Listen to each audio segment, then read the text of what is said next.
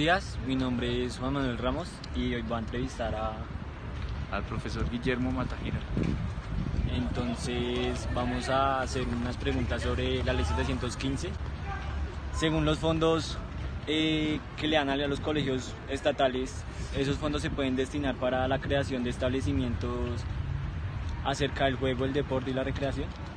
No, los rubros que se giran a través del Sistema General de Participaciones deben ser destinados específicamente a lo que tiene que ver con la gestión pedagógica y el mantenimiento, los gastos de funcionamiento de los establecimientos educativos.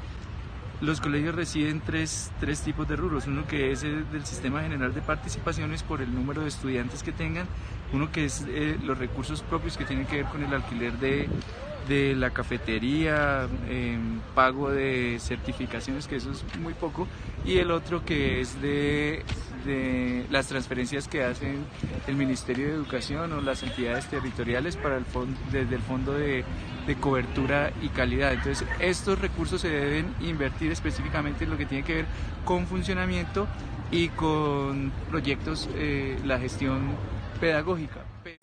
Buenos días, mi nombre es David Peña Torres y la pregunta que le voy a formular al profesor es ¿cuál es la manera correcta que debe utilizar el docente para evaluar los desempeños de la educación física? Bueno, todos los docentes nos debemos regir por la ley 115 y por los diferentes decretos, por ejemplo el 1290, que nos dice cómo debemos nosotros actuar frente a ese proceso tan importante que es la evaluación. Entonces, en educación física esto está supeditado también al proyecto educativo institucional. Si estamos en un colegio cuyo énfasis o cuya propuesta tiene que ver con la autonomía y el uso del tiempo libre, pues la educación física será un poco más participativa. Lo que sí debe estar claro es que el estudiante debe conocer previamente qué es lo que se le va a enseñar, qué se le va a evaluar y cómo se le va a evaluar. Eso es. Mi nombre es Julián Oviedo y mi pregunta hacia el profesor es, según su experiencia, ¿cómo es el sistema de salud? Bueno, nosotros los docentes pertenecemos a un régimen especial. Ese modelo a mí me parece que es muy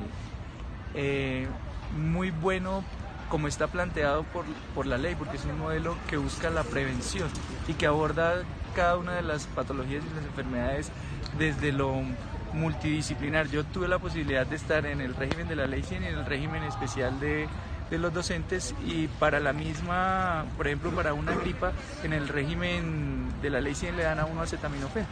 En el régimen de los docentes, los médicos empiezan a mirar cuáles son los factores que están incidiendo en que usted vaya presentando esa enfermedad y van dando como pautas para que la prevención de esa enfermedad. En mi experiencia personal,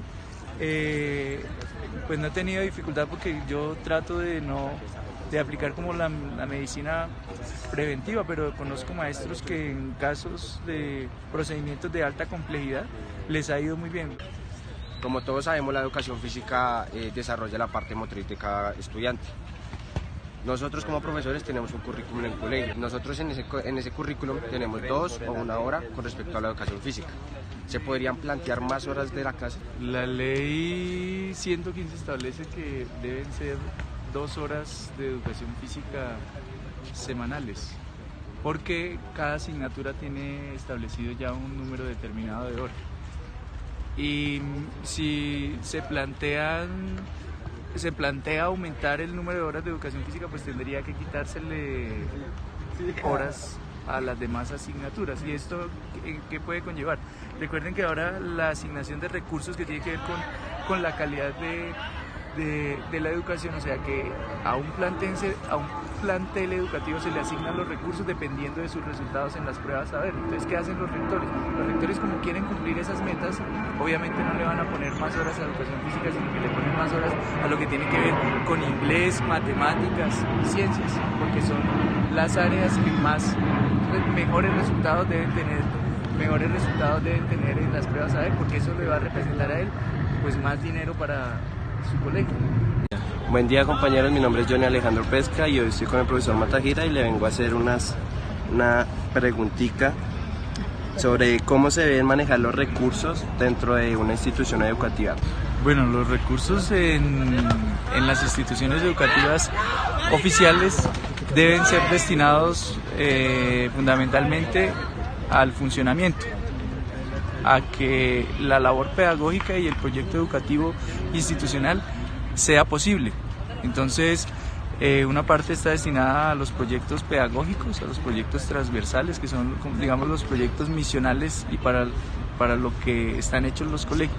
Y otra parte tiene que ver con el funcionamiento y el mantenimiento de las instituciones. En algunos casos los colegios pues son plantas físicas muy antiguas y la mayoría o la mayor parte de los recursos terminan gastándose pues en tratar de que esas estructuras no se caigan. Y por otro lado, pues como sabemos también, la corrupción en nuestro país hace que muchos de esos recursos terminen en reparaciones y en gastos que no tienen fundamento. Por ejemplo, en comprar una vajilla para hacer las actividades de los docentes, cuando por ley se establece que esos recursos deben ser para la misión del colegio. En el caso de mi colegio, los recursos, el 60% se va en mantener la planta física y en imprevistos, porque la estructura ya tiene algunos años, entonces que se tapó una cañería y esa cañería hizo que se devolvieran las aguas negras en toda el área de primaria, entonces eso afecta al funcionamiento de las clases, entonces hay que hacerlo, y que son 20 millones y que no hay, entonces hay que empezar a mover cuentas para poder solucionar ese problema. Muchísimas gracias, docente Matajira, por esa colaboración, por responder las preguntas, y damos finalización a esta entrevista.